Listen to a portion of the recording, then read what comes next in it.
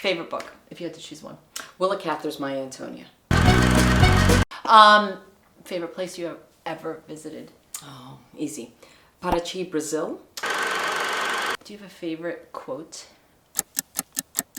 Mediocrity is underrated. What's your favorite thing to shop for? Ooh, shoes. Shoes. You're a shoe I'm gal. so shoe gal. Shoe gal. Yeah. Favorite color? Yellow. Since we were both playing classical music, favorite composer? I'm gonna say Bach, which might sound trite, but that's where I know. That's Trite? where I stopped playing. If you weren't a writer, what would you be? Landscape architect. Okay, last meal, if you had to have it, what would you? Easy. Oh, white rice, Okay. fried egg, and tomato. That's my desert island meal. What? Yes. Along with the peasant feet, I have peasant taste in food. Hi, I'm Margaret, and welcome to a special edition of the Boboleros podcast. And this one is called Stitch and Chat, where I basically invite someone I know from the creative world, perhaps not knitting, but to come and chat about the creative process and just see where the brain pan drippings lead us. And today I have a very special guest, author named Diana Rojas, who is from Washington, D.C., and she is trained as a journalist. She went to New York University. She worked for major news publications such as USA Today and Reuters. And she's here with me today to talk about her new book, which is being published at the end of April. It's called Litany of Saints, and it is a phenomenal book. And Diana and I go way back. We knew each other in high school. We went to college together, and we have a lot in common. Both of us are first generation Americans from immigrant parents. We talk about growing up from different cultural backgrounds, women and expectations, also finding your creative voice and doing creative things, especially once you're hitting your 50s and starting things fresh and new. One of my favorite topics in this whole conversation was the idea of just doing it because nobody's looking and taking some of the mutes off of ourselves that could lead us to not do the things that we truly authentically want to do. So I'm hoping that you'll find this conversation, which was very much free flow and impromptu, inspirational, and I'd love to hear your comments below. So thanks for watching. I've never been famous. You've never been in a basement? This is just a basement. No, like this. This is kind of neat. And then, oh God. Although that'll be distracting. I should take out my contacts so I can't see myself. No, that's actually, you remind me of this chick I can't even on really see Instagram. myself. She's so fabulous, and she's got like a whole beauty channel, and she has hair like yours, like lush, with like the and like gorgeous, and she does beauty stuff, and I really love following her. And what I really love is your shoes. You like my shoes? Yes, those are fabulous. Thank you. I got them in Still a shoe horse, I see. No, well, Rouge. I have discovered this store because of my daughter Maya, who like started me on this thing. So we go to these like ridiculous pilgrimages to Soho, and every once in a while. And she drags you so you can buy her the shoes. Yeah, I know. I have a daughter too. I have a daughter too. Mom, you would look great in this brand. I'm like, okay. I know. Okay, yeah. I know. But you know what? I do it. You do it. I do it too. I indulge her. I do it because I live for these trips because I love the car ride because that's when you find out everything. Like Absolutely. They tell you everything in the car. Well, I used to drive my kids to high school, and some people would say, why don't you just make them take the bus? And I said, because when you're the driver, and then I would say, pick up some friends, and I'm happy to give anybody a ride. Yeah. And you'd hear them talking. That's right. Luke even gave me a hip-hop education for a whole year because I used to say I hate rap music, and he really likes it. And he's like, you can't say you hate something unless you know it. So we did a hip hop education. I'm no closer to loving it, but there are some gems in there that I'm like, yes, that's right. There are some gems that I'm like, okay, you know what? That's very poetic. Yeah. That's pretty good. Mm-hmm. That one makes me want to jump off a bridge, but in the best possible way. There's nothing like the car ride, because that's when everything is revealed, and that's like you say, like when the friends are in the car, you get a pulse on what is important in their life, and 100%, I agree. Yeah. So I would do it too. Yeah, I save up for these trips because I know eventually she's going to be like, can we go into Rouge, which means driving into New York, going to Soho, which is not an easy place to find parking or to like. Ceci was living on St. Mark's Place last year, and I drove in a couple times to pick her up because same thing. Like, yes, I'd be so happy to give you a ride. Oh yeah. By the way, I'm not so happy to give you a ride anymore. Not anymore. No. The traffic getting out was Han Tunnel. Yes, it was nightmarish. It's not what we remembered. No, and Canal Street, like that whole thing. It was like a dementor. It killed all the joy in the car. Oh, I know. Oh my God. And you get like such aggression. Like the cops are aggressive. Yeah. The drivers are aggressive. You don't know where to go, and it's like, anyway, I have to deal with that when we go into these like magical trips. But then like somehow the shoes, they just melt away. All that. Well, that's so worth it. I would sit in traffic for shoes like that. Now I know Rouge. Oh my God, Rouge. Although Ceci and I have, we call them the good earth feet. We both have big, flat feet. So we'll go look for shoes, and we love things, and then we're like, we don't have the right feet for that. Oh, stop. No, it's true. We crack up about this, and we're like, she'll look at it, and she goes, too peasanty? I'm like, a little bit. It's so funny. In ballet, they actually have 4 different types of feet. Yes. Is one peasant? The Giselle peasant, which is what Maya has too, the Giselle peasant. And so we would always talk about the different feet. Yes. But that's a good kind of foot to have. Like, I mean, it's very stable. It takes me places. I walk everywhere. But I can't wear really cute open shoes because you realize, wow, did you hoe for a living? Did you hoe? Actual God, you have like that brilliant author's mind, because you can like come up with pictures, and you can come up with like words that say it all. So, did you not read The Good Earth? Steinbeck? No, Pearl S. Buck. So it's in China, and this guy wants to feel rich. This is related to our conversation about houses, and he wants to feel rich. And in order to feel rich, he has to have a wife with bound feet.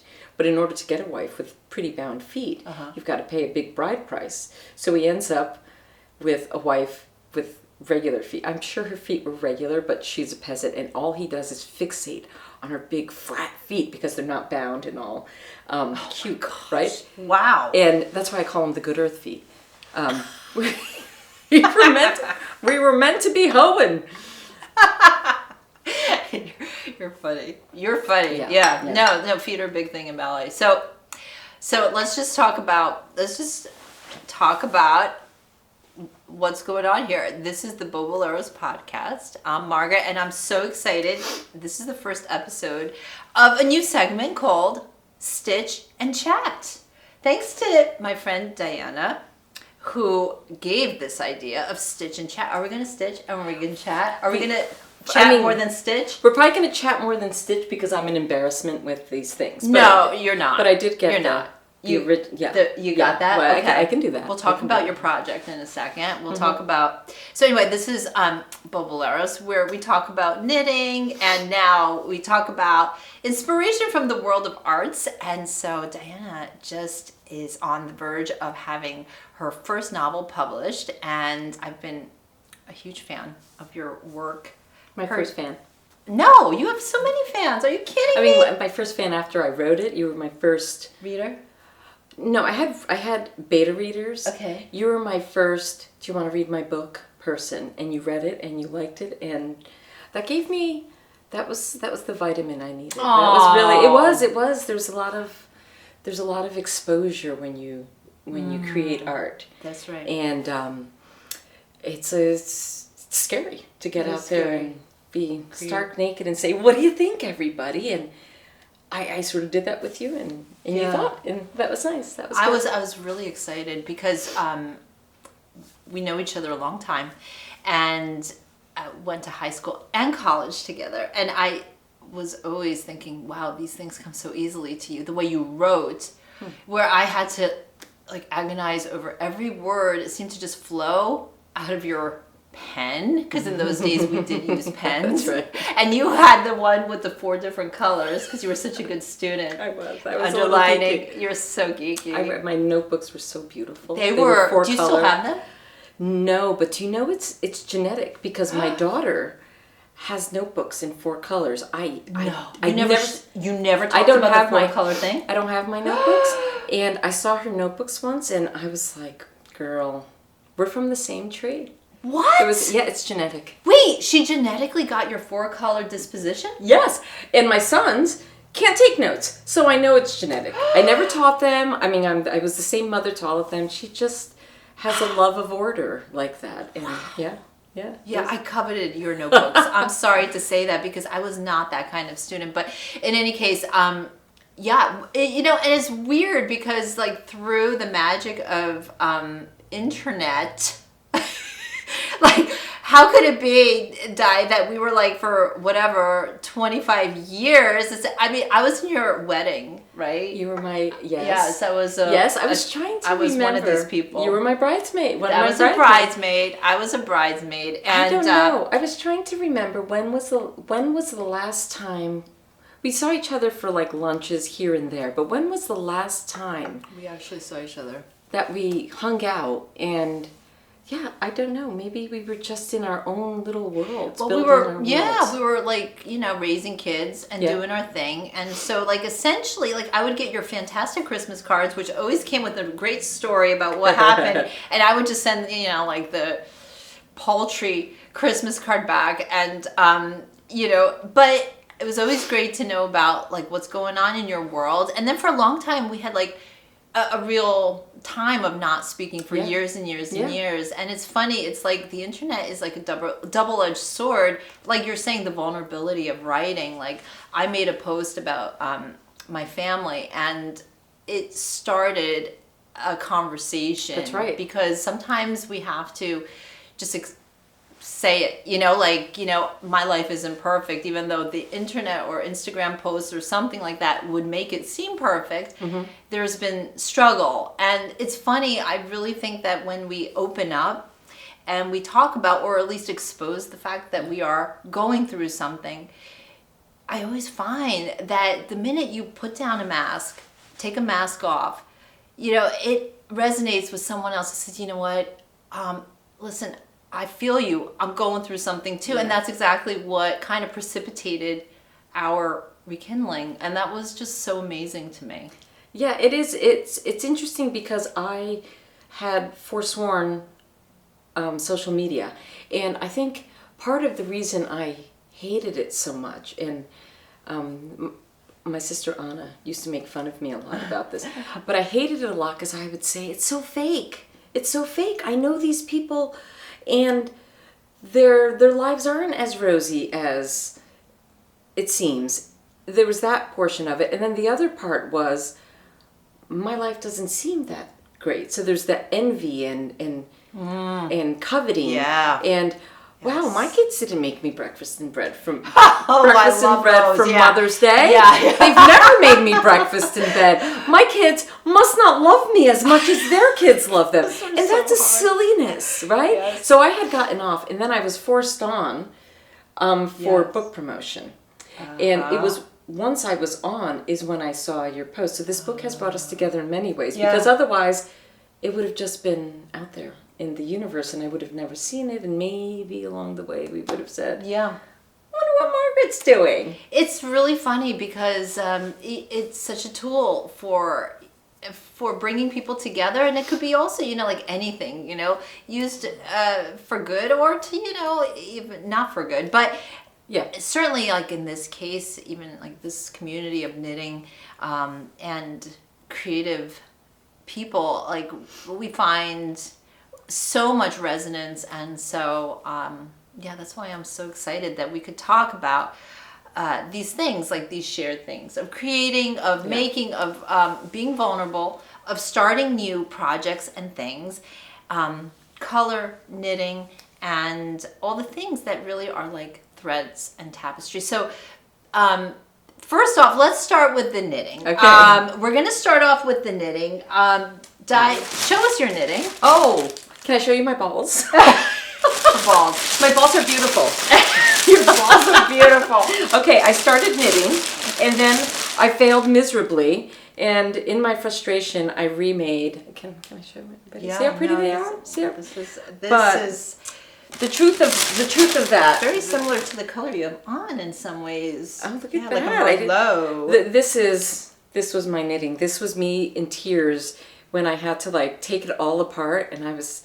And your instructional video says you can go backwards. I'm like, but can you go backwards through 15 mistakes? No. The answer to that is no. You ready to cover the answer? You need to catch your mistake and admit your failure early on. Otherwise, you end up with this. Okay. That's my... Okay, all right. Okay. So listen, we just got to get you going again. We have to get me going. We got to get you going again. Okay. You can't... But you know what? I admire the fact you've got moxie. Like, you know, Diana bought the... Bought. That's so wrong to say that. Bought. You have the scarf kit, the classic scarf kit, and that's something that you... that was available like for the holidays. Wait, why are you making a note there? Because that's how you start. That is not in your instructional video. Okay, don't do it. Don't do it. No, do it. No, you could do it differently. Maybe this is my mistake. No, there's no such thing. This is just the way I start, but you can start No, please do it. Please do it the way you do it. No. There's no reason. Okay, so like you make a slip knot. This is not a big deal. You don't have to make a slip knot. Okay. But basically, it's okay. So you've got this like dangle thing. Okay, this is the way I teach knitting, but I don't know. I'm sure there are better ways than this. But in any case, you see like a triangle here, right? Yes. So you take your 3 fingers on the left. You're righty, right? Yes. Okay. Oh my God. I'm a righty, and then I was teaching a class, and there was a left-handed, and I just completely lost it. Like I had no idea how to do it. I think if you're left-handed, you got to figure it out for yourself. Your whole life has been a trial. I'm sorry, I don't know what to do. Can you try it right-handed? Because I can't figure out left-handed. You were born challenged. That's right. I was. Listen, okay, so you grab the tail. This is called the tail, this stuff here, okay, with the long 3 fingers, and you make this, like, you put these 2 fingers through, and you make this, like, you get this, like, triangle, okay? You got that? Okay, yes. You do it. And then we go to England and France, which, made a lot of sense to me because... like, taking off from New York and going over to France. To France. Yes, there you go. Okay, so... Okay, yes, correct. And through the hoop. There you go. Through the hoop. And now. Okay. Yeah. Okay. There you go. And then I'm supposed to do 12 of these for this kit. kit. 12 of these. And as you're doing 12 of these, we'll talk about let me just talk about what I'm making here.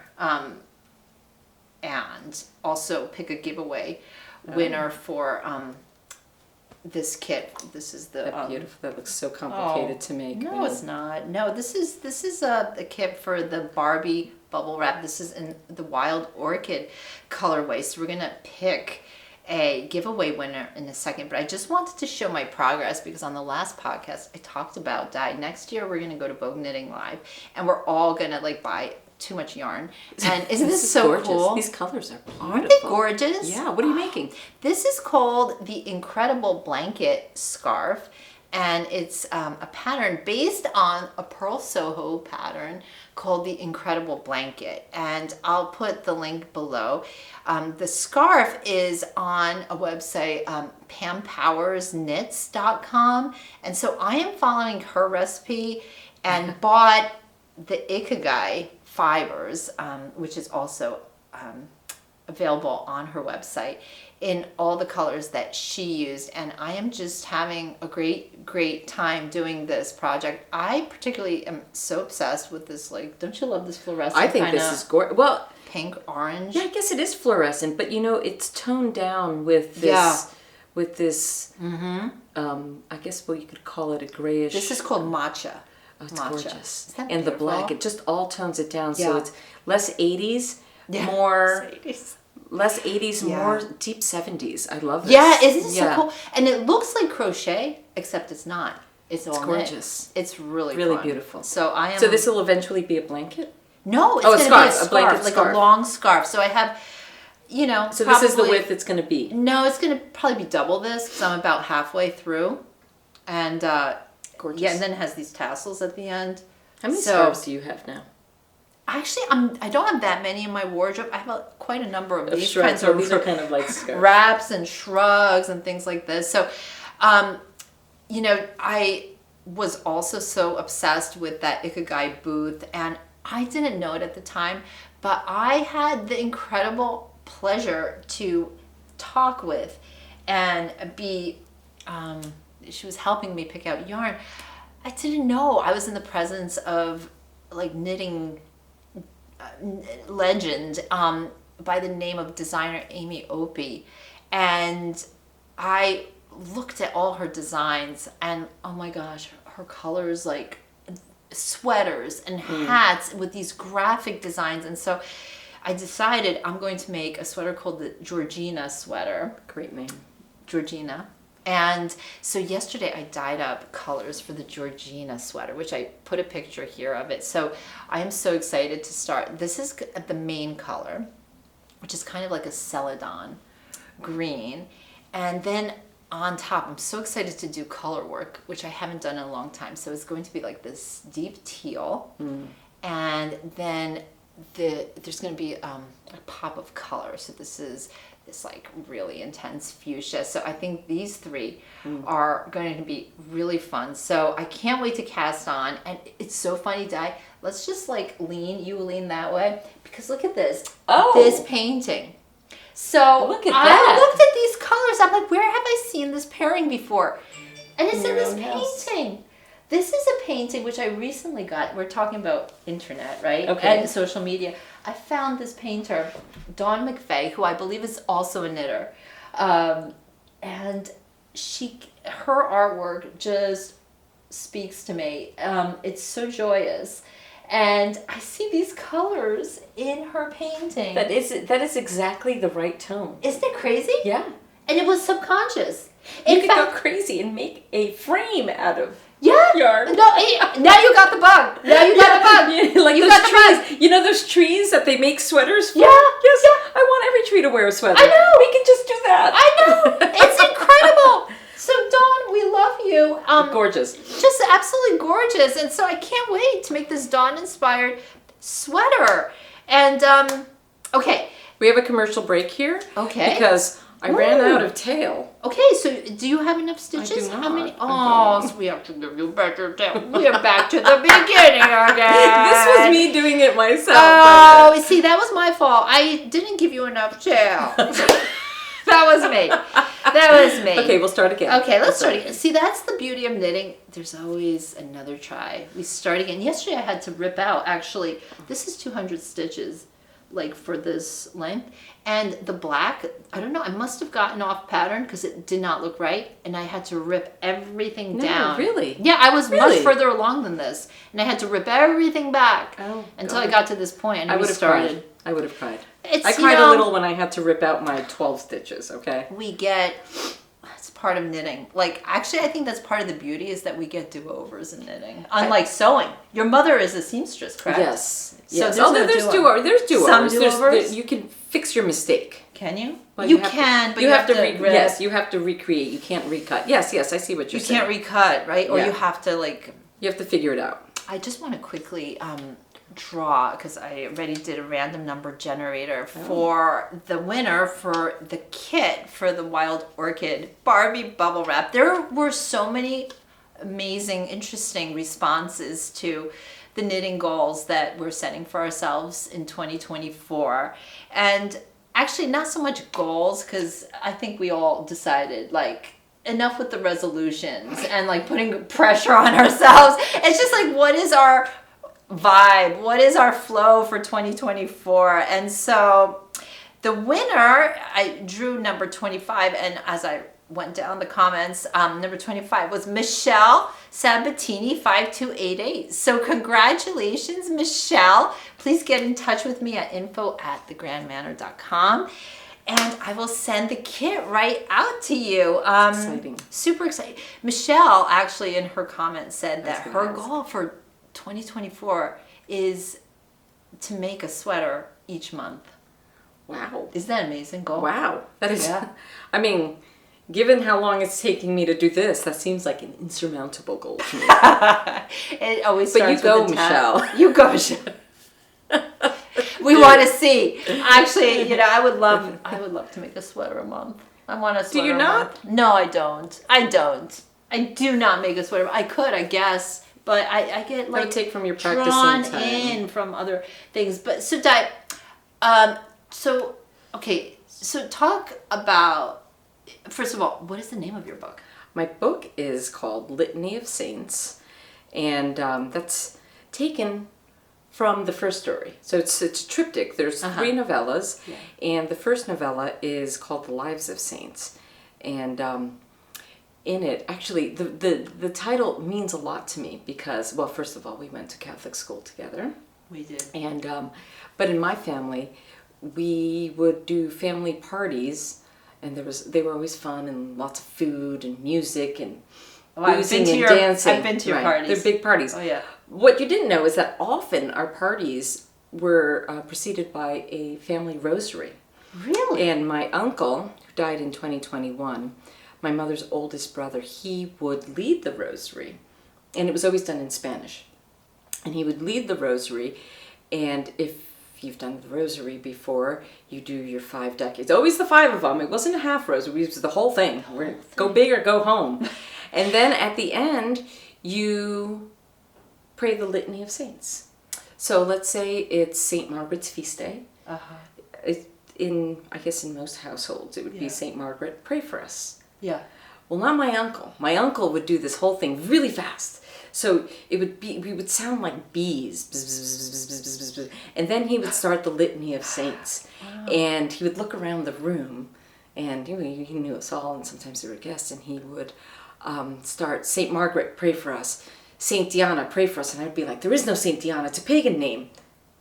He would go on, like, I would never say that out loud, but he would go on, and the family together saying, pray for us, pray for us, pray for us. It became like this, almost like you see those bees buzzing and bzzz, everybody's working together. It was pray for us, pray for us, pray for us, pray for us. And then we'd be done with the Litany of Saints when he ran out of saints or he just got hungry. God love Rigo. He was great. But it was a real, I don't know if his children recorded him, but it was almost musical. It was almost musical. Yeah. So that's where where rhythm. There's actually a rhythm. Mm-hmm. I remember when we would be in high school and we would be doing the rosaries. Like we'd sometimes have to do that. I think. Yeah, I think we did occasionally. Yeah, I think we did. Yeah, and there would be a kind of like rhythm, right? Well, I think isn't that the point of it? It's a meditation. Yeah. And so it's supposed to. You repeat the same thing. It's like saying I guess. It's, although I don't meditate, I probably should meditate. I probably could use a come down sometimes, but just drink more coffee. That's what I do. But yes, it is supposed to be a meditation. It is supposed to put you in a trance-like state so that you forget your worries and you're supposed to be focusing on this. Yeah. Obviously, I was focusing on Rigo, and which saint is he going to call out today? It's too fun. So, Litany of Saints is such a great title, and actually, the idea of religion does come up quite a lot in these different stories as a kind of, like an underpinning. But, in many ways it's cultural because as I'm reading it, and this was what, really struck me, a chord in me, because one similarity we have is that we're both children of immigrants. Mm-hmm. Right? Your parents came from Costa Rica. That's right. In the 60s. Yep. In the 60s. Were you born here? I was born here, yeah. Okay. All of us were born here. Okay. My parents, too, they came from Poland, also in the 1960s, and my sister and I were born here. So, but again, like idea of, being born in the 70s and the immigrant experience at that time. Yeah.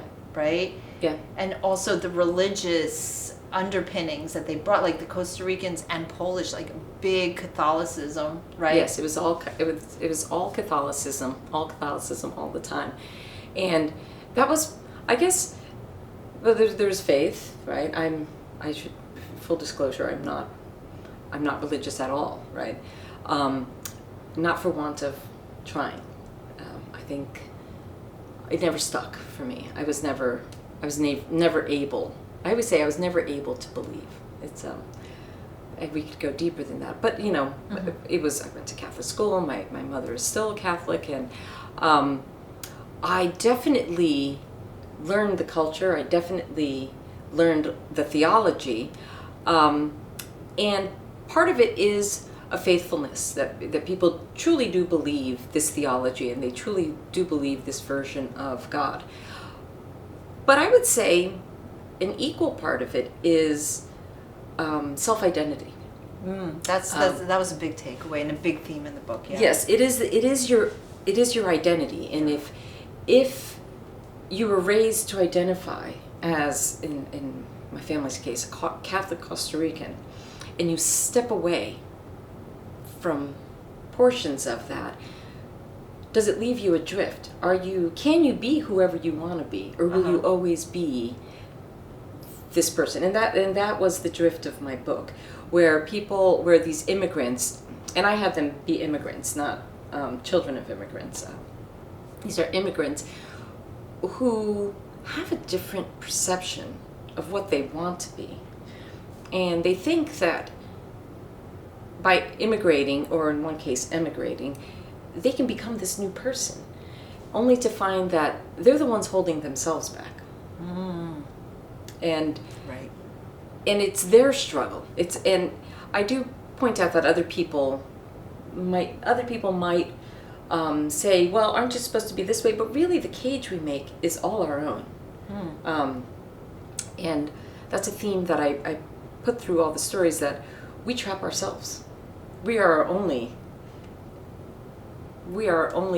jailers. And I believe that in life too, that we can, just like we can trap ourselves in a cage, and it can be a cage of religion or nostalgia, or we're women and this is what we're supposed to be doing, or we're mothers and this is what we're supposed to be doing. But just the same way we can trap ourselves, we can free ourselves. And I mean, I just got do you know what Kirkus Review is? It's I've heard of it. Kirkus Review does book reviews. Okay. And I just got a Kirkus review this morning. Which Oh, is, yeah. excellent! And it was a good Kirkus review, and I was pleased with it, and I felt like they got it. But one of the things they said, where they didn't totally get it, is they say it highlights the good and bad of Costa Rica, and what they didn't note, is that the story stops being told in the 80s. And there's a reason for that. Yeah. That's when I left. I mean, I grew up in the United States, and then in 1981 we moved to Costa Rica, and then came back to New Jersey in 1983, late 83, 84. And I can't tell the story of a place I don't know. Yeah.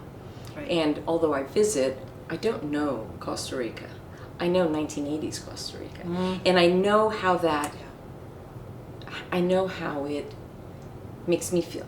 Yeah. And for a long time, I trapped myself in the nostalgia of wanting to be there. I really enjoyed my adolescence there. Wanted to go back. Life was so much harder here. There's just a lot to contend with. It's also teenagehood. Yeah. And yeah. so I wish I could call him Kirkus and say, you know what, you should say that it stopped in the 80s, because I don't want anyone to think that this is Costa Rica today. I don't know Costa Rica today. Things are very different. I also spent a lot of time in Poland in the 80s. It's a completely different place now. In 1980s, Yeah. It was communist. It was different situation, completely different. Yeah. It's before the wall came down. And so, very different. Now, in reading your book, there were so many things that captured me from the start. First of all, you have such a easy way of storytelling, and it flows like music. It's so easy to read, but your attention to details, and especially like even the small things, like you capture that period. Like you make musical references, you make references to the clothes people wore, different things that were going on. It really brings you into that zone. I also thought it was really fascinating because as a triptych, you created 3 separate stories about what seemed at first to be like 3 separate type of characters. Like, in each set, it was like, okay, the first set was really about the wife. Mostly about the wife. Mostly about a wife.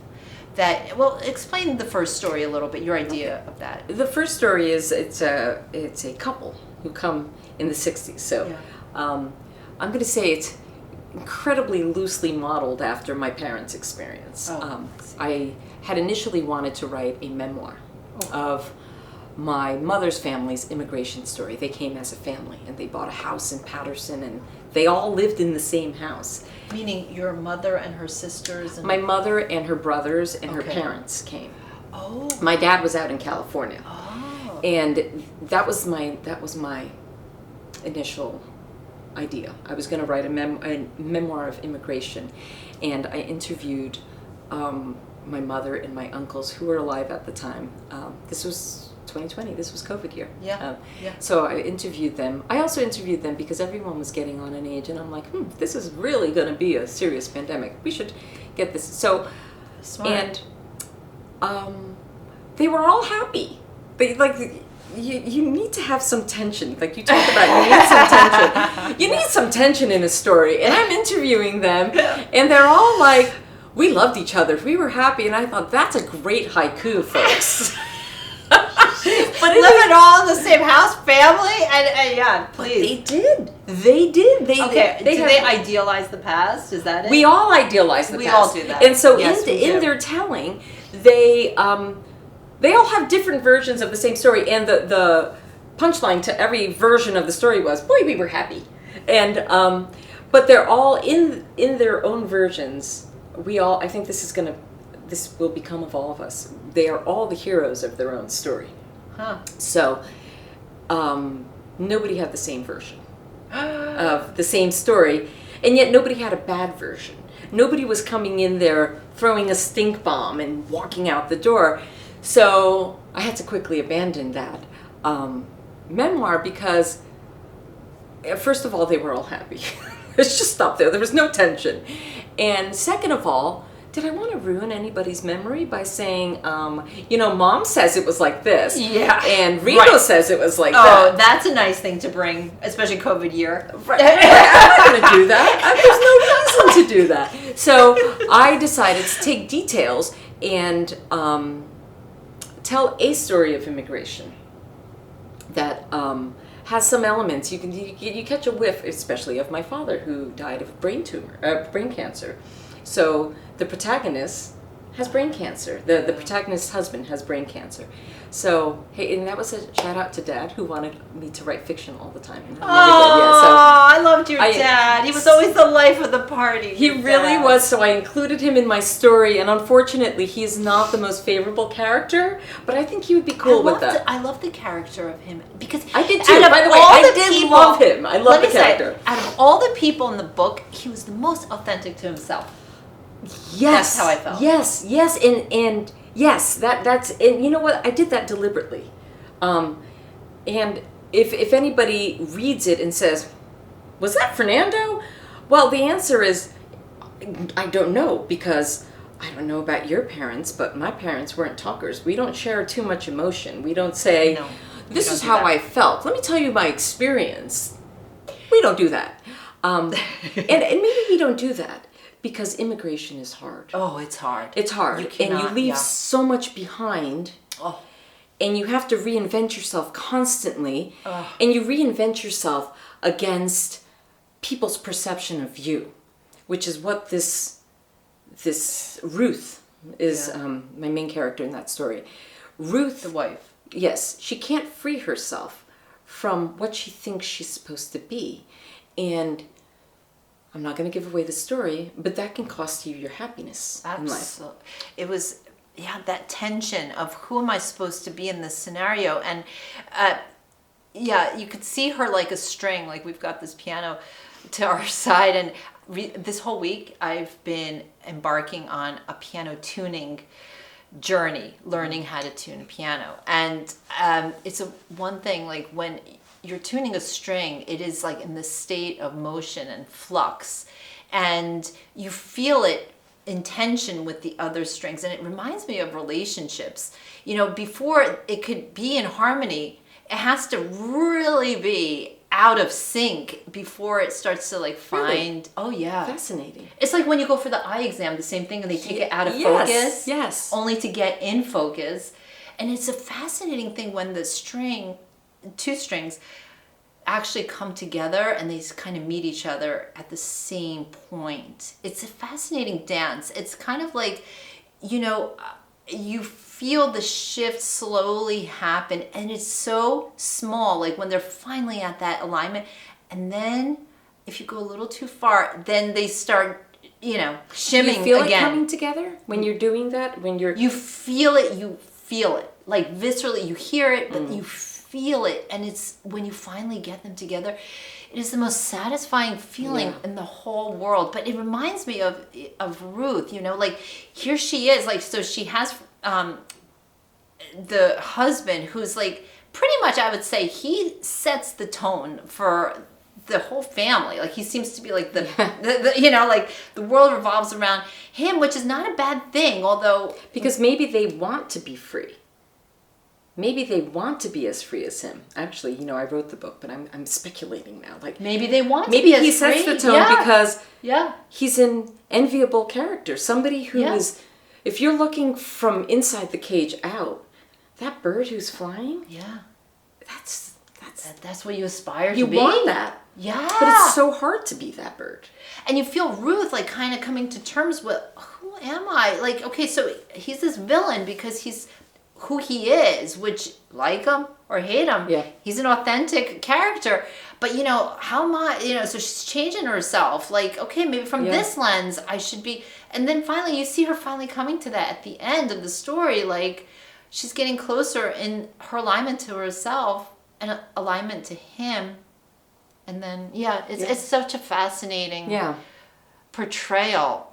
But then the idea of, again, the role of the woman in all of this, especially in a cultural situation. There's so many definitions of what a woman must be, how she must behave, how she must be as a mother, as a wife, and how, in society's eyes you must behave. And well, this is why I segue to the next story. So, she is in the Lives of Saints. Ruth is really, really, really hamstrung by the role she believes she needs to take, and she cannot live a free life.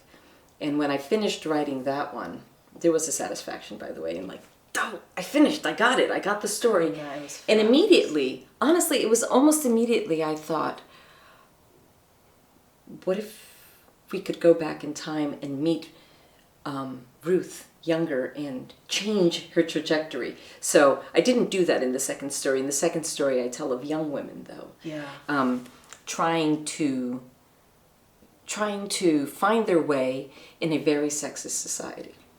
So this is interesting now because let's go back to the Kirkus review that says, I show the good and bad of Costa Rica. Well, this week, Costa Rica passed a law that says, you know how in Latin countries you have two surnames?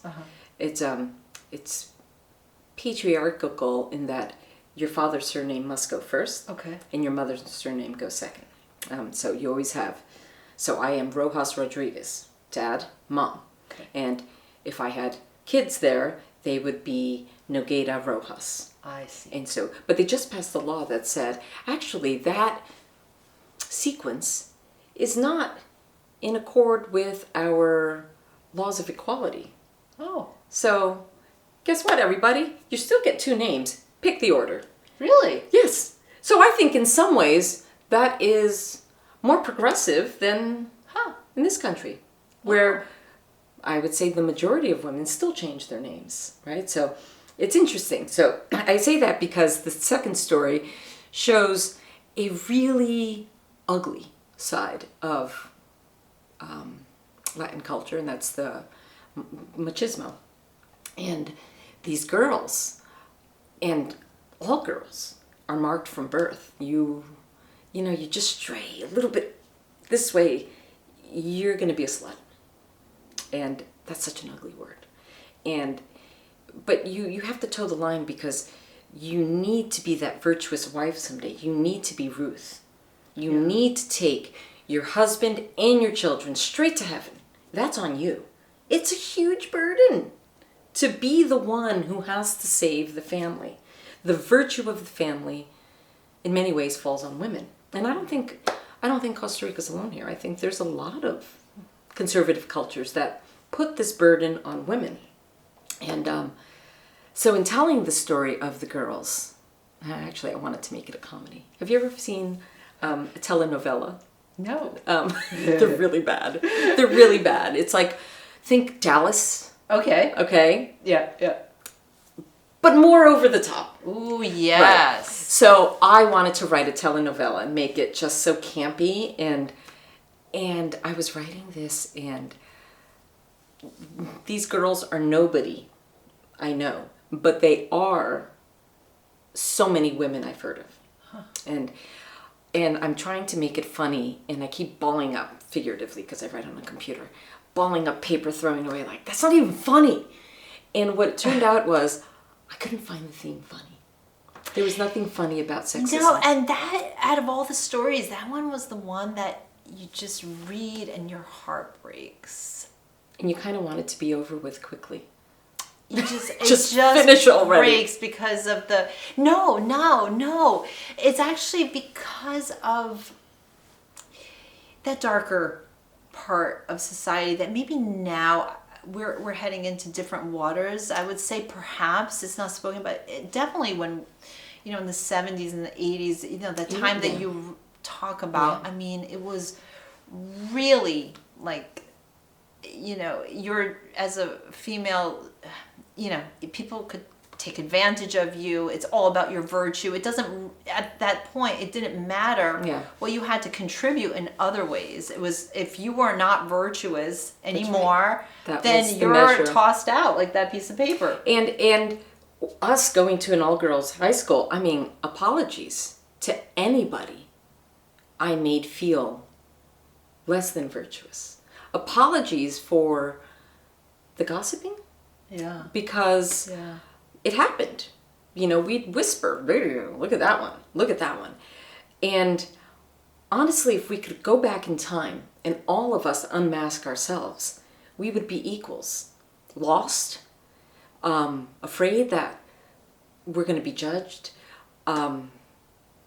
Maybe we made dumb choices and mistakes, but that for sure didn't have to define us. But for some women, it did define them, because society, men, women, didn't cut them any slack, and I couldn't laugh about it. And it's still, I think about that story a lot, and I'm like, again, I wrote the story. But especially that one. As I was writing it, I didn't know what was going to happen next. And I would say, I would wake up, my most creative hour is upon waking. Oh. Right upon waking. Really? And sometimes I'm like, I'll be right back. I need to go write this down. I have these ideas. And while I was writing that story, it took about a month to write. Before editing. I would wake up and I would just be distraught, and I'd be like, oh shit, that's what's going to happen to them. So talk about that process. Like, so, I mean, when you talk about that moment where it's revealed what the next step will be, like, how does that feel like? Is there another voice? Is there another energy that's inspiring you to go this direction? Because obviously you are open.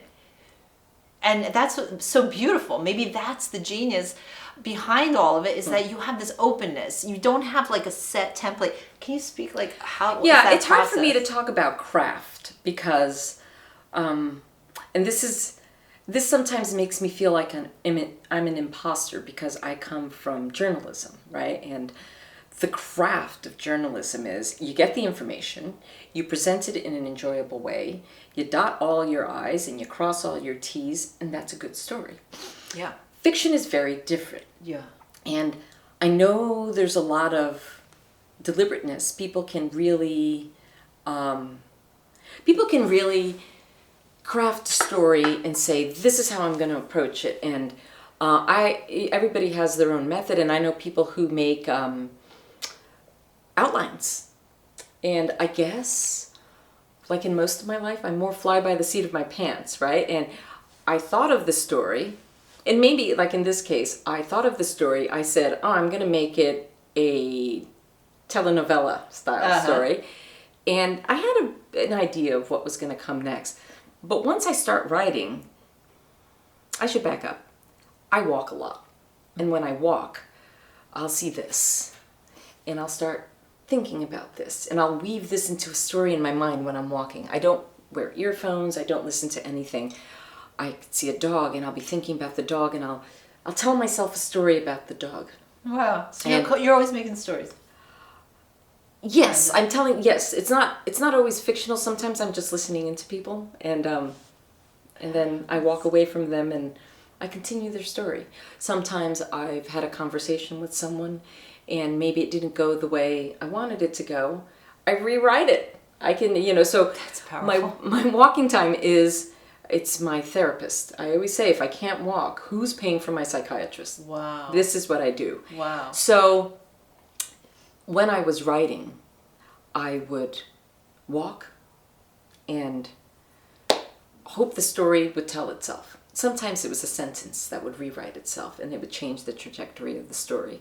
Sometimes the muse would come at 4 a.m. and I'd be bing, wide awake. No kidding. Yeah. So I call her my muse. The muse visits and she tells me, you know what? This is how the story's going to go. And I love her. I sometimes fight her because I'm like, oh, but I kind of wanted it to go this way. And she sits back and says, do what you want. Inevitably, I go back to my muse and say, you know what? You were right. The story was supposed to be told this way. So, craft. I don't know. It's a creation. It's not unlike you seeing yarn and saying, wouldn't it be great if I could do this, that, and the other thing? And you can visualize how nice the sweater is going to feel. You don't know how it's going to get there. Yeah. I had like a muse experience last week. I was, on Sunday I had to play a concert, and it was one of those things where, in the moment, it's almost like a tightrope. Like, there's only so much you can allow yourself to be free in the moment and create in the moment. And then there's this other essential part where you have to be in control. So it's almost like being a pilot. Like, you have to pilot the plane, but at the same time, you just want to be doing those like somersaults, like those. Do you ever, like, if you did, would it be... You never know, because it could, like, you could become so entranced by it that at some point you realize, oh, I've now like lost control of this plane. But it was funny, like, I remember at a specific point I said, you know what, I felt that presence, like you say, the muse. Let's just say the muse was there, and it was like, okay, just I'm with you, let's just do this. And it was really complete surrender to the moment, like whatever the next note, like just being with it. Like, all that existed was this next note. And when I tell you, like, the minute that you stop with your projection of what is the next thing going to be, like from the mind space, and you just let it be from the heart space and the trust space. I tell you, when I played the next note, you could hear there was a collective sigh in the audience. They all were on this journey with me. And That's it was wonderful. like, we were all together in it. So I think there's like what you're saying about the muse, and I love that you don't have a strict template, a spreadsheet, like, okay, now we have to turn right here, a GPS, now it's the character's gonna go left. Like, you just let it flow. Well, that would be journalism. That wouldn't be art, right? And so that's yeah, the difference. That is the difference, yeah. Yeah. And I'm late to the game because I've never written fiction before, except for like in college class where you had to do creative writing story. But I never wrote fiction before. I'm also a bit of a control freak, I'm learning later in life. And maybe that's why I never wrote fiction. There is this surrender. You have to just surrender. Like you're saying, you've got to let go and let that next note play itself. Yeah. And maybe I was unable to do that, unwilling, unable, all my life because I needed to hit middle age. You know what? And there's nothing like having kids to make you realize that, you know what? I got no control over this situation whatsoever. It's a God damn it, I've got no control over this situation. Yes. Yeah, so, you know, at that point you're just like, okay, well, just let this one go. And then you realize, well, I could have a date with the muse instead. I wish, you know what? Had I discovered this in my 30s, I might have been less anxious. I probably would also have had a much messier house and nobody would have eaten because when it's me and the muse, it's me and the muse. We're tight. So maybe it was good I didn't discover. But this is funny, Mary. I came in and I said I was in Portugal this week. And I mentioned that my dad very, very loosely was the main character in the book because he wanted me to write fiction. Well, when Dad died, he died in 2019, it was a bad year. I moved out of the house that we had lived in for 17 years, so I left behind, or I thought I left behind, the kids' childhood. I thought I left behind my career as a mother, and I was going into the great unknown 6 miles away. Not even 6 miles away, it's 5 miles away. Same city, new neighborhood, new style house. It was a townhouse, so I didn't have that space. I just felt like, here I go, jumping in the deep end. Yeah. Which is something I've done a lot in my life, jump in the deep end. But you get more cautious as you get older, right? You're not, you know that there are repercussions to jumping in the deep end. But here I was doing it. Rick really wanted to move to this house, and I was like, okay, I'll try something new. And we moved in, and soon thereafter, Dad became mortally ill. And so we had a long spring of watching him die. And then he died, and you're in mourning. And then my daughter became a senior in high school, and I hate senior year of high school. I really do. It's a bad year. And it was just a bad year. And 2020 hits. And I say, 2019 was my annus horribilis. 2020, that's going to be a year. And in February, I followed Rick to a conference he had in Costa Rica on the beach. And I had nothing to do there except beach. And I am a great beach bum. I mean, I'm really class A beach bum. Love it. Kidding. Yes, I should live on the beach, but nothing would get done again. I love the beach.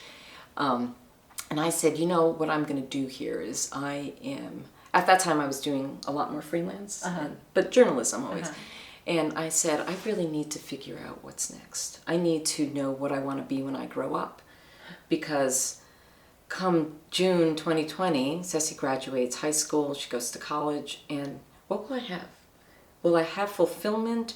Will I feel empty? I need to figure it out. So I spent long days in the sun and in the beach, and I had my portion of Dad's ashes, and he had wanted to be released into the Pacific in Costa Rica. So I went out for a swim with Dad, and I released him.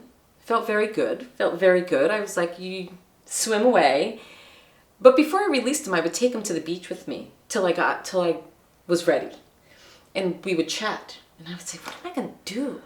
What am I going to do when I grow up? I don't know. What's the next chapter? And I decided, you know what? Here I've been writing.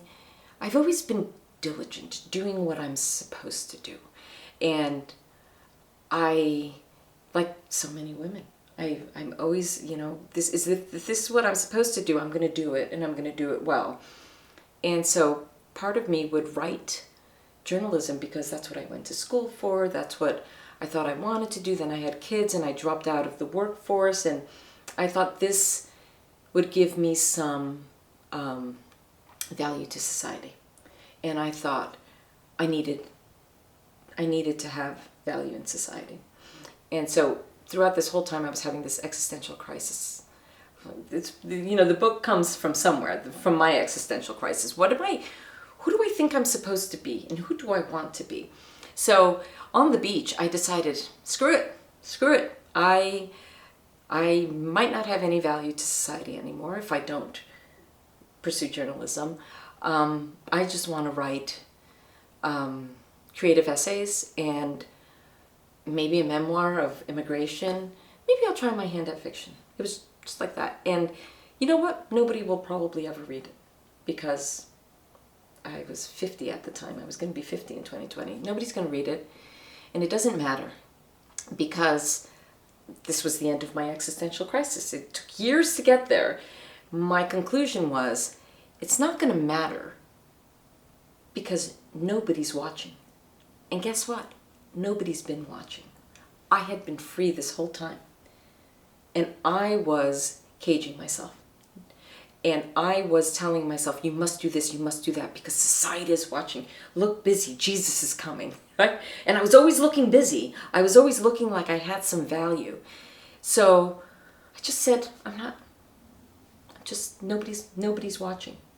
Huh. So that freed me.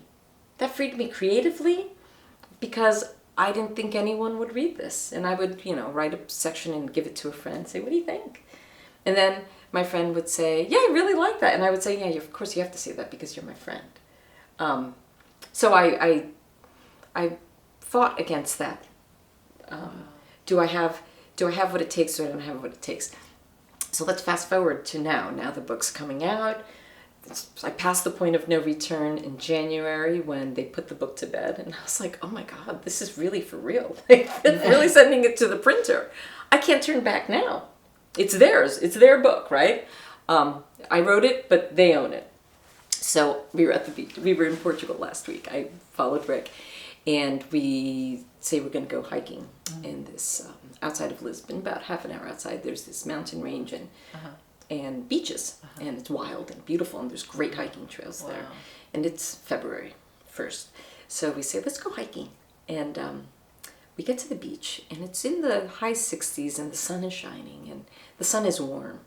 And we hit the sand. We're looking for a trail. And you have to cross a patch of sand. And we're barely outside the parking lot. Maybe not even 100 yards. We're barely outside the parking lot. And there is this young hippie couple, naked as the day they were born, laying on the sand. I'm like, well then, they're not hiding. They're just laying out. They're laying out. Yeah, letting it all hang out. And we laugh at that, and we go a little further, and we see there's these rocks, these big boulders. It's beautiful beaches, right? These big boulders. And we see behind these boulders, look at that. Is that couple also naked? I'm like, are we on a nudist beach? No, because there's families in bathing suits too. And I said, I love the beach. I also feel like the ocean deserves my respect. The ocean deserves my veneration. And I always want to go in. Always. So I'm like, Rick, I put my feet in, I roll up my pants. I'm like, I really want to go for a swim. Mind you, I have my light feathers tied around my waist. I'm wearing a long sleeve shirt. Rick's wearing a wool sweater, but we were overdressed. I said, I really want to go for a swim. And I say, should we go skinny dipping? And he looks at me, he's like, are you out of your mind? So we keep walking. We're still looking for the trail. And honestly, I keep seeing more naked people. Where's this place? And I said, but there's also families in full suits, right? So we get to these rocks, and I say, Rick, I just really want to go skinny dipping. And Rick is definitely, he is more straight-laced. Like if I would jump, he's a daring guy, but this is not him. This is not him. It's not me either. I mean, I know, I was being like, whoa, So he starts taking off his socks, and I see him undoing his pants. I'm like, are we going skinny dipping? And he says, let's do it. Oh my goodness. And so we did. Oh my gosh. Was it cold? It was not freezing, but it was cold, right? It was cold enough that you're totally naked. You're totally naked. And you realize, holy shit, I'm totally naked. And maybe I want to submerge, but oh God, it's really cold. It's really cold. It's amazing how that thin piece of bathing suit skin just keeps you warmer. But like, I'm really cold, so I can't go in, and I'm standing there naked, and I'm fully exposed. And all of a sudden I realize nobody's watching. There you go. I mean, nobody was ever watching. Is even when we think we're with, in public, actually nobody really, they say that people, we think that people are thinking about us, but they're actually not. They're thinking about themselves. They're totally not thinking about us. So we had a nice swim. Yeah. We went back. We sunned ourselves like lizards on a rock. I did put on some clothes. That was too much nakedness. But then at some point we're like, let's go in again. You did it again? So we did it again. No. And this is kind of comical because we do it again.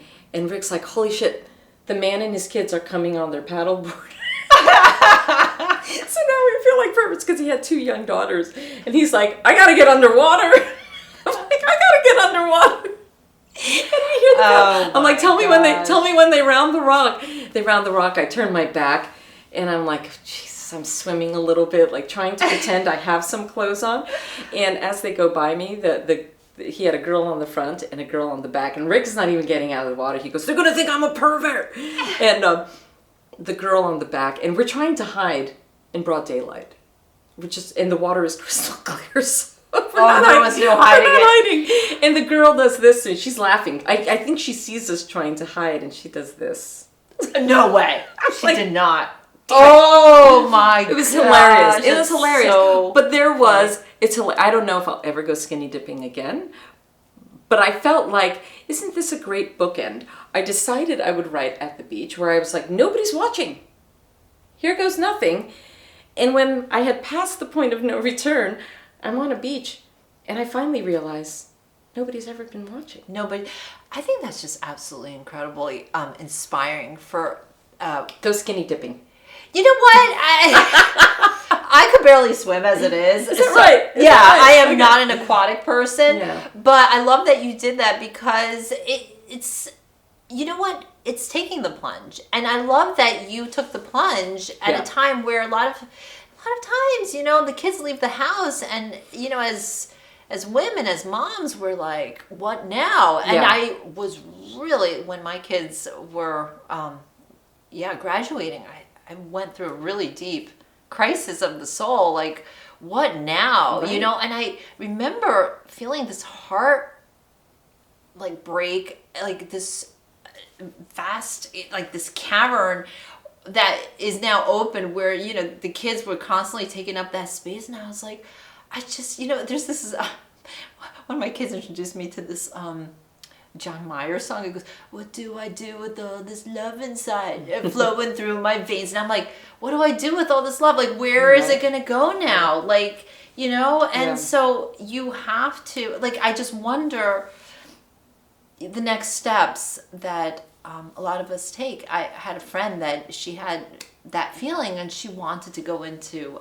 she always had a knack for flower arranging. She really wanted to start her own thing with flower arranging. But then it's so easy not to do it because then you have like... You can convince yourself. Yeah, that you can't. And then the imposter syndrome. And then the I'm too old for this. What do I need this headache for? And then the time, I think it's an exciting time to live. Yesterday I was thinking about, as you age as a woman, it's funny, like the criteria that you use to define yourself when you're young, now it's like a completely different set of criteria. So on the one hand, it's so hard to let go. And, there's this almost pull like, no, please don't leave. The youth, no wrinkles, the collagen. Don't leave me now. But then then you get to that point where you're like, okay, well, this is now where we're at. What do we do now? Like, thank God for health. Thank God for, the option to move, to pivot, to, try something new. Is this a product of having been raised in conservative cultures that I don't know. So I'm asked, this is a true question. When you're raised in a conservative culture, male gender roles are delineated. We know what we're supposed to do. We're congratulated for doing the right thing. We're maybe taken aside and counseled quietly, like, maybe you should make more dinners for your husband, sort of thing, right? And maybe we pass that on to our kids somehow by just setting the example. And so when we reach middle age in America, we're not our mothers. Mm-hmm. And Mom, if you're watching this, I think you're great. We're not our mothers, though. And we are so much freer than our mothers could have ever dreamed.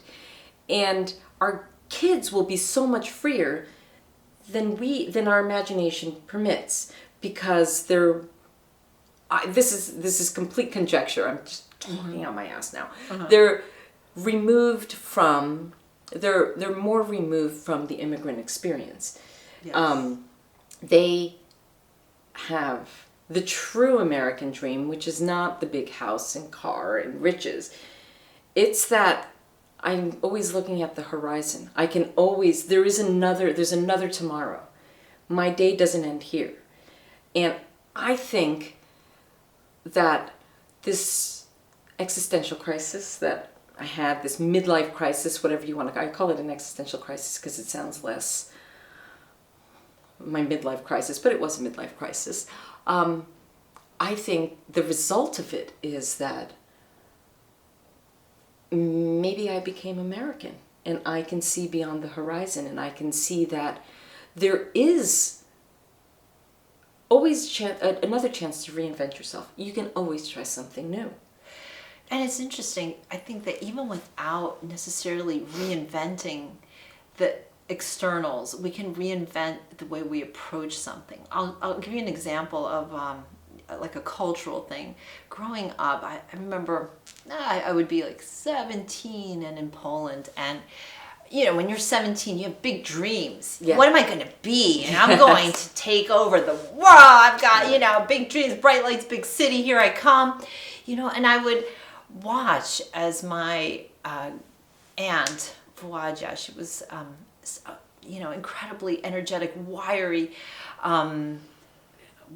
gal. And she was probably already like in her 70s. And her big monument to every day. Sorry about that.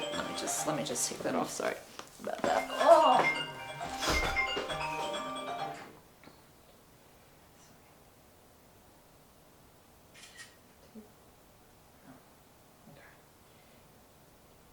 So okay, yeah.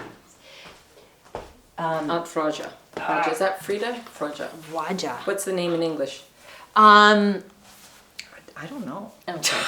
I never thought about it. Okay. But the big part of her every day was the making of dinner, the planning of dinner, the making of dinner, and dinner would be usually like when people got home from work, which at that time was like around 3:30, 4, and the peeling of potatoes began, and the peeling of potatoes, and I would, as a 17-year-old, I'd be like, that's not what I want to be.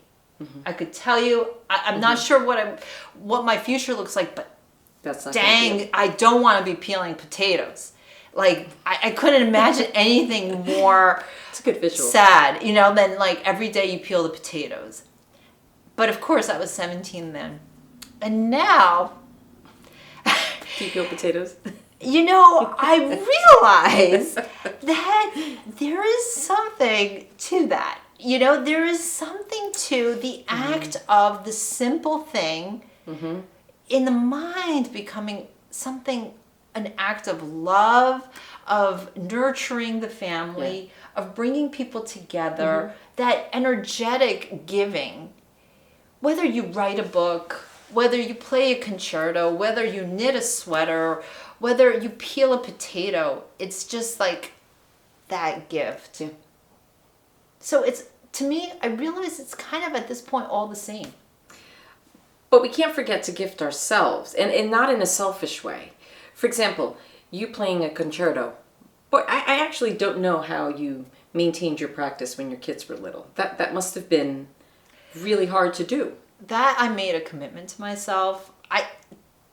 Full disclosure, I never thought I would get married and be a mother because I felt married to the music. Mm-hmm. And it was really, really something that I held on to. Culturally, that is not acceptable as like a Polish, daughter of an immigrant. You don't not get married and you don't not have kids. Like that would be, at least that's the birdcage thing that I thought, mm-hmm. Like, oh, you just don't do that. So when I was kind of like so, like not there, that when finally, I was like 29, going into 30, I was like, yeah. Were you 29 when you got married? 30. Yes. I was 30. Yes, yeah. That's right. Yeah. Holy crow, yeah. And I said, the only way to do this, like mentally, the only way I could do it was the guy to just 2 weeks ago. Yeah, I just jumped in, I plunged in, and I eloped, and I said, "Oh boy," And now, like, okay, now I'm married, and and now sink or swim, and the children came, and I realized, wow, I am a mom, I am a wife, and these are things that I embrace, and I love it, and I can be those things. But the one thing I made a deal with myself, like, I will never ever stop with music. I made a pact with myself and with the muse, like I'm going to keep doing it no matter what, and whatever it took, I would do it. Like I couldn't practice at home when the kids were babies. It was just too loud and open space. I didn't have a private space, so I said, okay, I have 7 students. With 7 students, I could afford to get a little studio rented and at least have a place to go to practice. Yeah. To maintain it. And I had concerts, and I really tried hard to maintain as much as I could. What I didn't realize was that studio would grow to like over 100 students, and then I needed to become a businesswoman. That's because you were an A student. Always really wasn't an A student. No, I was never an A student. You were a B+ student. You were an A student. I wasn't a great student. I never applied myself to it. No. I guess I never knew your grades. We only played piano together. Yeah, we did play piano together. Yeah. Escaped class to play piano together. Oh, that was so You good. led it all the time. You were that the one was so leading. good. Oh But God. that's 16, 17. I love teenagers. I do. They're infuriating. Yeah. They're infuriating. But gosh, the moxie on those kids. That they're going to be something.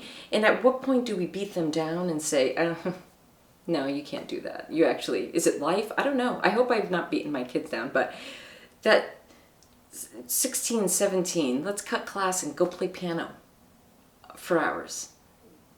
And I couldn't even play well. This is me on piano. Look, this is what I would do. And you would make this. And it didn't matter because we've got that hubris and that moxie, and we could be whatever we wanted to be. Well, it reminds me of the story from the Bible, Mary and Martha, and it's you're right. So they're right. So Jesus is coming to dinner, and the 2 sisters, right? Mm-hmm. Okay, so there's Martha, and she's all about preparing the meal, getting the table set just right, cleaning the house. The vacuum cleaner's out, everything's gotta be perfect. And I empathize with Martha a little bit there. I think every woman empathizes with both because right, we're both Mary and Martha. Yeah, we are. Right? But we should let Mary come out to play more. 100%. Because nobody is watching.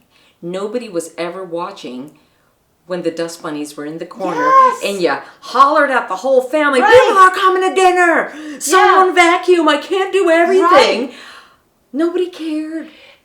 I mean, do you remember going to weddings of friends that like they would be in like the perfect country club and everything was like so expensive, perfect, and you would have like the worst time, and even the bride and groom would have a bad time, but it was so freaking perfect. The flowers were perfect. The meal was perfect. And you had the worst time. And then you go to somebody's like backyard barbecue wedding and you're like, this was the best party. Or I remember this from my own wedding where we had 3 months to plan our wedding. Yeah. And I was not knocked up. We just wanted to move to Portugal. Yeah. And, so we had 3 months.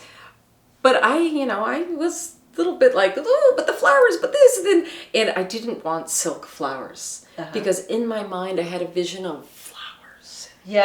And I couldn't afford those flowers.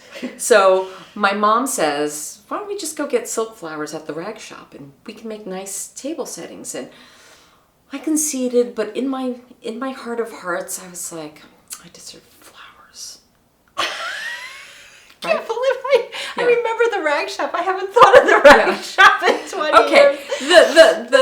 The silk flowers, my mom has a good hand with anything creative. They look lovely. Mm-hmm. I was a little bit disappointed because I wanted fresh flowers. And you know what? That was a kickin' party and nobody besides me remembers the flowers. I did remember. I remember the sangria. That was the only time I was drunk in my whole life was at your wedding with the sangria. Yeah. Wow. After that, I was like, oh my gosh. That's a bad hangover. Not worth the hangover. The sangria hangover was the worst. But nobody cared. Nobody cared. Nobody was watching. No, but that's the thing. Maybe that's the end. Like, I love how this conversation is kind of like taking us full circle. Nobody's watching. So why are we like worried? I mean, I hope people are watching. Yeah, hope people are watching here. But at the same time, like, do the things because do the things. Like nobody's watching. I finally gotten to a point with my piano playing that I like last week, I was finally like at that point where I'm not aware of people watching. And really? Wow. It used to plague me and for years and years and years, like will it be good enough? Will it be judged? Mm-hmm. Like, and so there I am, like in the process, I'm having these thoughts go through my mind, like, evaluation, judgment, that saboteur voice being like, that D sharp, you really messed that up, for what? For what? Because at the end, like your book, you just want to have, like, you want to have that feeling, and I love that your book leaves us with that feeling, like, you don't even realize when something is just so liquid and flowing and perfect. And then, like, I felt that at the end, it just landed, and it just felt like, the angels singing. And you think, wow, that was just magnificent on so many levels. It makes you think. I'm still thinking about that book, and this is almost like 9 months later. I'm thinking about those characters. I'm thinking about it doesn't leave you.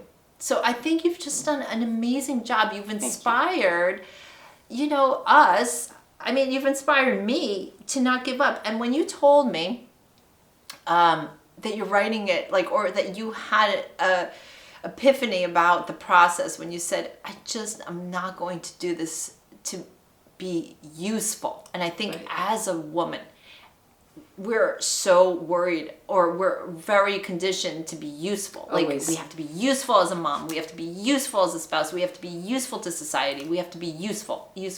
Always being useful. And, we can't just be. I think sometimes we just need to be. I bringing this back to knitting, even though I suck at it, right? No, look, these are really pretty. These are good. So we cast on. So we did actually knit. We did. I did. I have a couple more to go. But I was knitting in my living room, and before I made a big mess, when I got super confident. I think that's where my mess came, where I wasn't careful. But there was a freedom in doing this. And the sound, maybe the sound I'm not supposed to make, right? No, it's a good sound. It's like, and I'm doing this, and I'm like, look at me go. Look at me try something new. And I already visualized the sweater I was going to make next.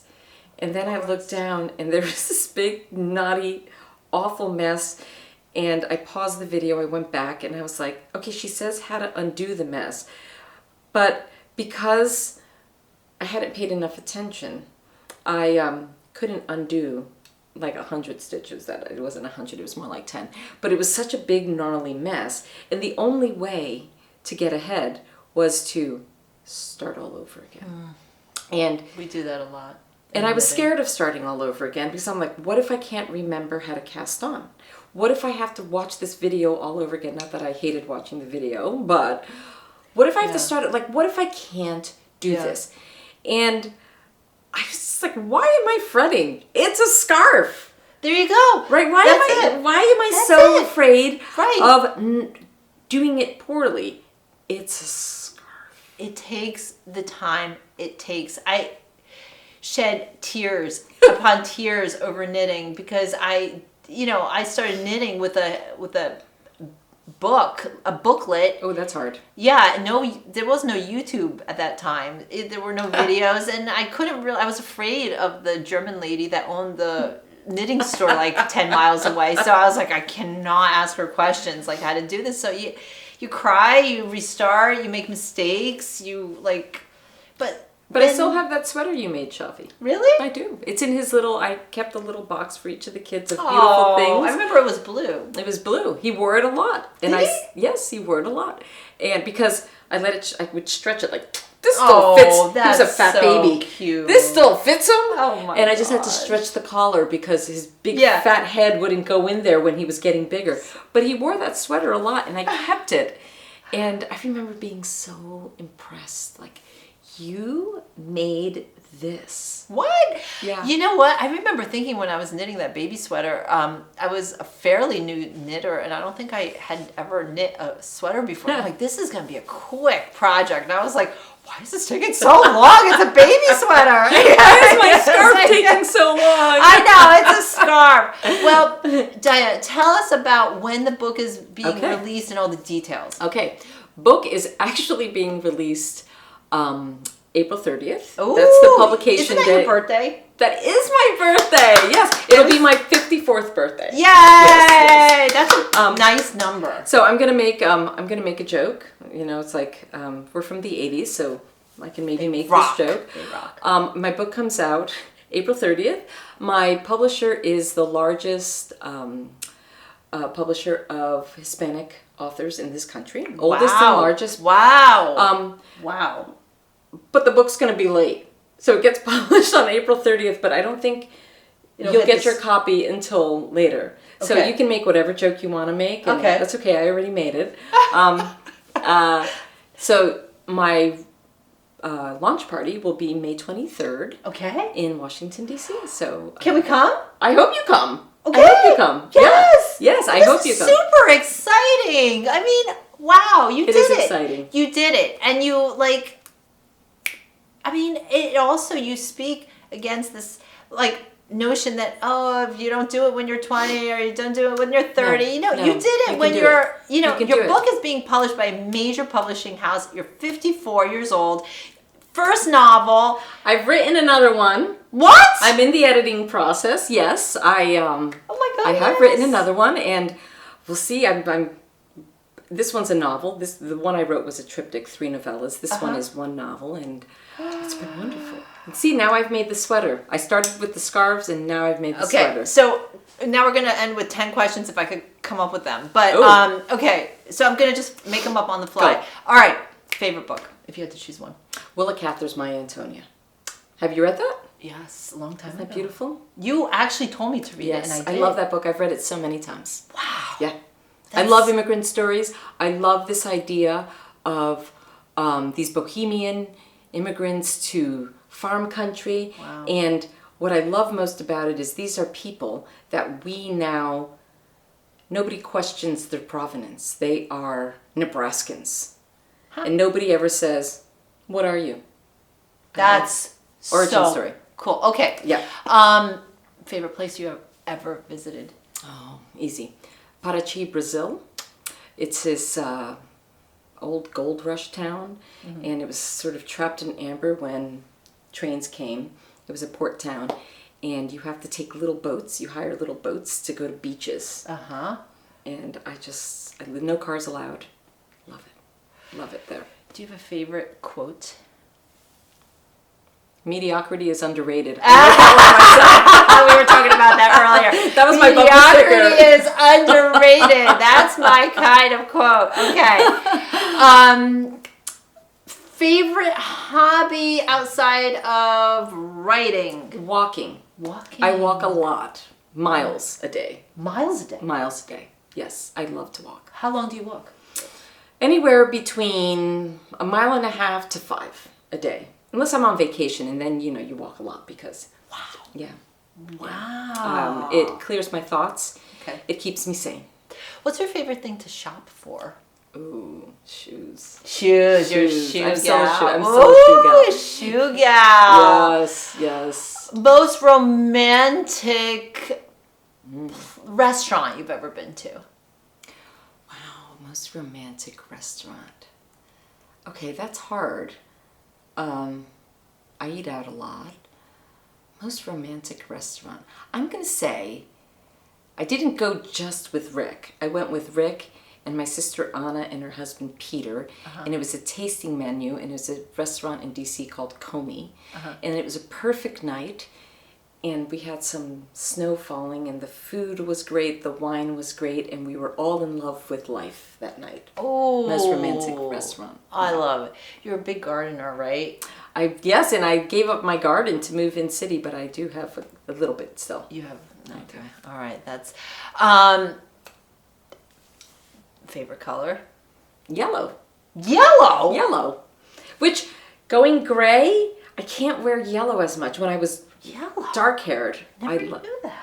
What was your bridesmaid's dress color? That's true. It was like a you even had yellow shoes that I shopped high and low for.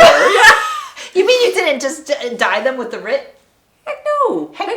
No, because you would get bad shoes that you have to dye with RIT. I went and shopped for shoes. Yeah, no, you did it right. Yeah. Okay. Since we were both playing classical music, favorite composer? I'm going to say Bach, which might sound trite, but that's where... I know. That's where I stopped playing. I was doing fugues. And then I stopped playing. But fugue is a major achievement to be able to play a fugue. Or wait. Fugue is like the top. Compose a fugue. I tried to play fugues. I was never very good at piano. I had to work very, very, very hard. I actually can't dance. I have no rhythm. I have no natural rhythm. Huh. I know that's crazy. I remember dancing at your parties with your dad. Oh, when I'm drunk, I can dance. My dad could dance. Yeah. When I'm drunk, I'm amazing. Yeah. But I actually have no rhythm. So playing the piano is very hard when you don't have rhythm. But I had to work really. You remember, I thought mechanical. You were natural and very good. I don't know you what covered you're up all my mistakes. You know that. Give me a break. Okay, last meal, if you had to have it, what would you? Easy. White rice. Okay. Fried egg and tomato. That's my desert island meal. What? Yes. Along with the peasant feet, I have peasant taste in food. I love that about you, actually. Yes. If you weren't a writer, what would you be? A landscape architect. No kidding. Yeah. Wouldn't that be nice? You get this house and I do drive around and I'm like, gosh, if only they did this. I do like to see landscape design. Really? Everywhere, yes. Do you know what grows well together and all that stuff? Yeah, I had an extensive garden in the house across from the woods. So I did a lot of experimentation there, but yes. You have a feel for it. Yeah, I have a feel for it, and there's Google. What's native and what works, and what grows high and what will look nice behind it. Yeah. Okay, resolution for 2024. Even though we said we don't have resolutions, but okay. But let's just say your intention for 2024. My intention is, I want to finish this novel. Okay. I want to finish this. I'm obviously going to publish this novel. I want to finish this novel, and I want to get into a habit of walking minimally 4 miles a day.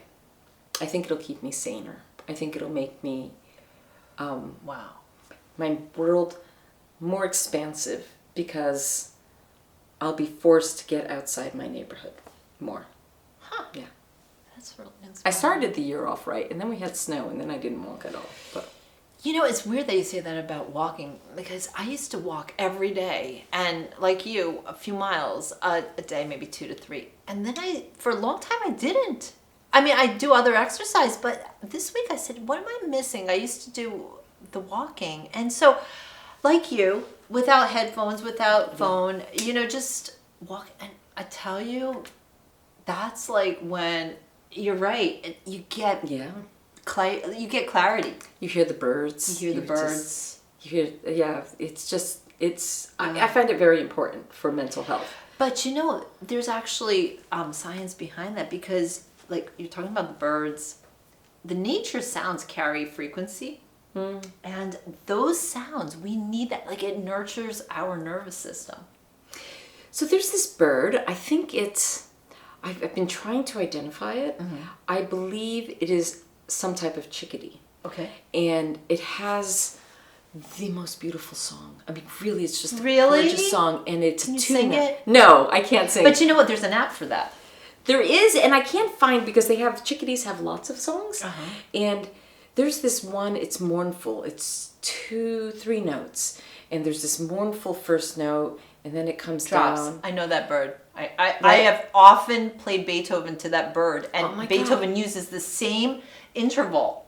It's a minor third, and he uses that to start. Like one time I was practicing the sonata, and it started with the same minor third interval, and I'm listening to this bird, and I'm playing this G to E interval that starts the sonata, opus 90, and I'm like, that's the same bird. He must have heard that same bird.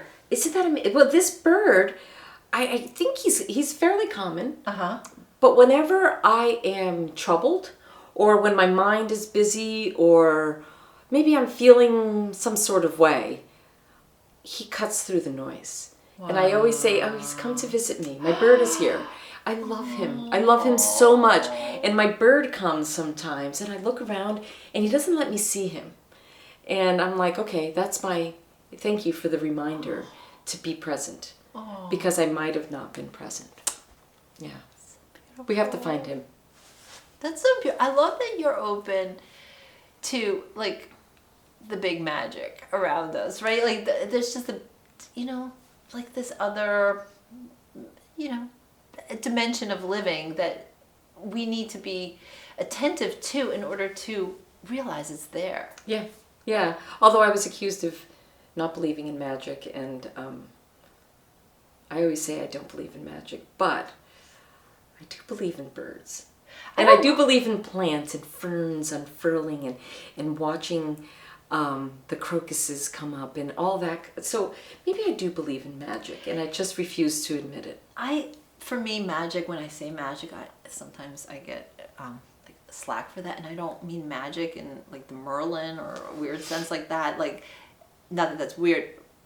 People believe that, but like for me, magic is like what you're saying, just that being in tune with nature and realizing that everything is somehow connected, and there are no coincidences ever in anything. No, there really aren't they? Maybe that's something else we learn as we get older. Yeah. Everything's connected. Everything is connected. From the bird to the skinny dipping to the book, right? To the beach. Yeah. The ash, like, it's so cool. Like, there's an arc to everything. I think, you know what? It reminds me of this quote that the pianist Evgeny Kissin said about vibrations. He was giving a master class, and then he was done with it, and he said, we'll never know the impact we're leaving or giving with these vibrations until we're in another dimension of being, once we die. Because these are just the things that we can't see, we could feel, but the way that everything comes together in this like big puzzle, this big tapestry that we see glimpses of, these coincidences and stuff. We won't know it until probably we've passed on, but how brilliant. And will we know it when we pass on? I mean, wouldn't it be nice to be able to peek and see? Yeah. It's all the dots connected. I think. The big mystery revealed. The big mystery. There's, it's like this tapestry, and we realize this, like, everything is connected in our life, even as like we just met or had this moment. Like, I'm thinking, oh my God, I can't believe like we've been through so much together, and here we are, like, again in this connection. But it's been such a wonderful journey of exploration. I'm really, really glad that we've connected again. Thank you so much. Thanks for coming on the first knit and chat. Not as much knitting, but we cast on. Do you know what? I will send a picture when I finish. Yeah, because this is not where I messed up. I messed up later. Okay. I just can't do it and talk at the same time. Okay, off camera, I'm gonna Yes. we're gonna continue on with this scarf now. Yeah, I just And can't. so Yeah. by the time I can't even rub my tummy and pat my head at the same time. I'm really not. I can't do stuff like that either. But anyway, all right. So the book is coming out April 30th, Litany of Saints, written by Diana Rojas, my dear friend.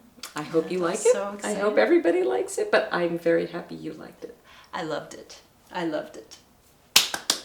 Bye, everybody.